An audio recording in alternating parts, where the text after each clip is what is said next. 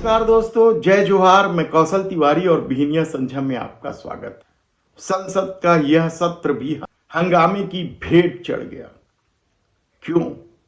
क्या यह देश को नहीं जानना चाहिए कि किस तरीके से देश के सबसे बड़े उद्योगपति गौतम अडानी को बचाने के खेल से शुरू हुआ संसद धक्का मुक्की और फिर अंबेडकर के अपमान के साथ खत्म हुआ। लेकिन इसके बीच कई महत्वपूर्ण घटनाएं हुई, जिसमें से एक घटना थी प्रियंका गांधी की बैक पॉलिटिक्स, जिसे लेकर भारतीय जनता पार्टी बौखला गई।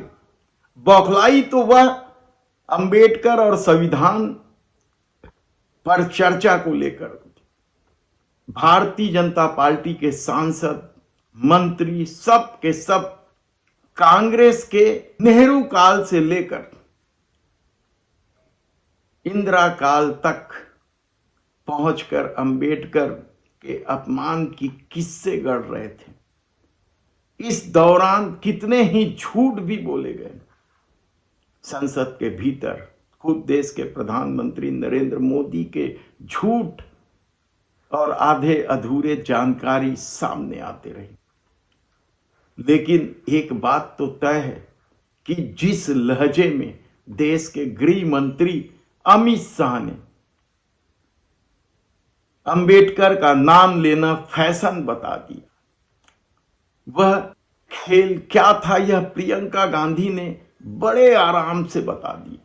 जिस तरीके से अंतिम दिन धमा चौकड़ी मची और भारतीय जनता पार्टी के 2 सांसद घायल हो गए और इन घायलों को लेकर भी राजनीति की जाने लगी, जिस तरीके से अस्पताल से तस्वीरें सामने आने लगी, वह भी कम चौंकाने वाला नहीं है। लेकिन आप हैरान हो जाएंगे कि जिन सांसदों के लिए पूरी भाजपा अस्पताल पहुंच रही थी, देश के प्रधानमंत्री अमित शाह को बचाने 6 ट्वीट करने के बाद अस्पताल में घायल सांसदों का हाल चाल पूछ रहे थे, वही लोग भारतीय जनता पार्टी के पूर्व अध्यक्ष, खूब बड़े नेता हैं, लाल कृष्ण आडवाणी आईसीयू में भर्ती हैं, उन्हें देखने तक नहीं पहुंचे। लेकिन दूसरी तरफ आईसीयू में इंटरव्यू चल रहा था।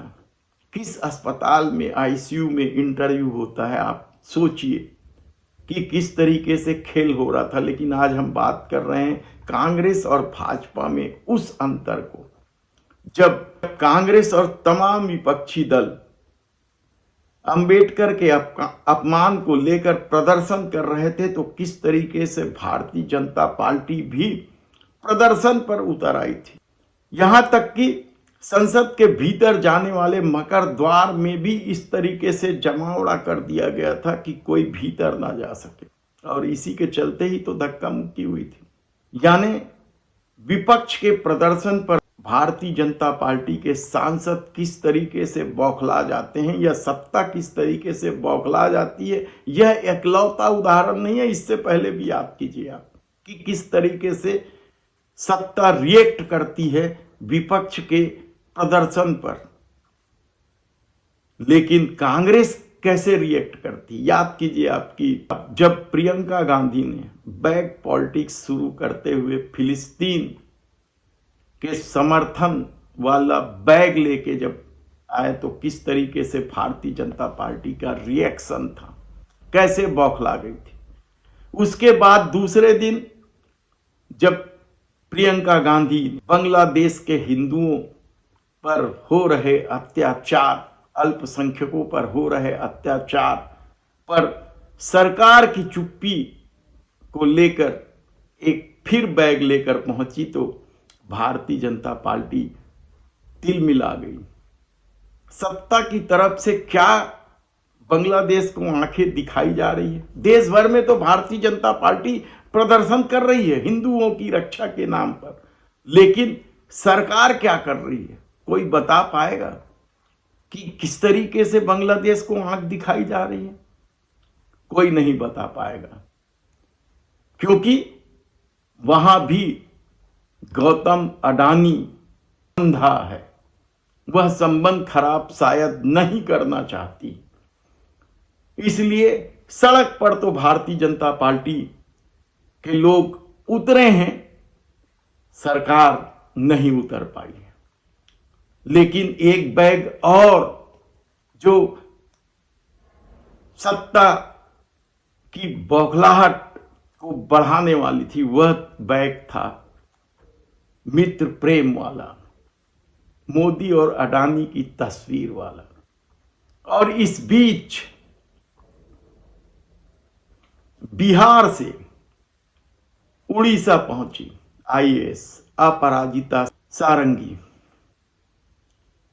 इन्होंने 1984 लिखा हुआ एक बैग लेकर पहुंच गई। प्रियंका गांधी ने बड़े आराम से उस बैग को हाथ में लेकर आगे बढ़ गई। ये अंतर है।